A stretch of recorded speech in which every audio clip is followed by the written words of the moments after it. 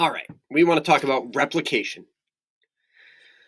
And the idea is down here at the bottom, if people replicate our experiment, they should get similar results.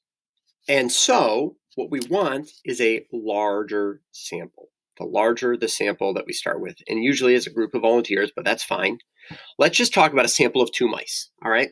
If I'm giving them both treatments, they both have some sort of disease, and I'm trying to treat mouse A, or treat this mouse with treatment A and this mouse with treatment B, mouse A dies. Does that convince me that treatment B was better? Well, the difference between those 2 mice might have been due to random chance. Maybe mouse A was gonna die anyways, and the treatments had absolutely no effect. But if instead I had 4 mice, 2 mice, treatment A, both die, 2 mice, treatment B, both live.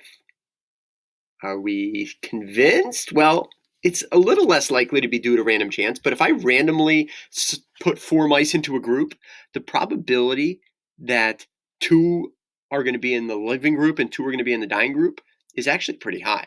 Okay, still pretty likely to happen by random chance. But if I put 10 and 10, all 10 of these die and all 10 of those live, I'm pretty convinced, right? And if I split them 50 and 50, if 40 of these die and only 3 of these die, I'm still really convinced that 40 out of 50 died from treatment A and only 3 out of 50 died from treatment B. Treatment B must be more effective at curing this disease or not killing mice, I guess. All right. Larger samples reveal systematic differences among groups. Also, if like 21% of the time mice get better with treatment A and 22% of the time mice get better with treatment B, that 1% difference won't even show up until you have 100 mice in each group. And so you might have a difference in the 2 groups that's really, really small, but you're not going to find it unless you have large enough samples, okay, to reveal that there's an actual difference between those 2. All right. So a larger sample makes it so that differences aren't due to random chance. It makes differences show up.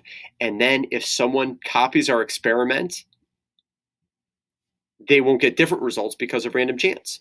They should see the same differences because they have large enough group samples as well. And we should see similar results. That's the concept of replication.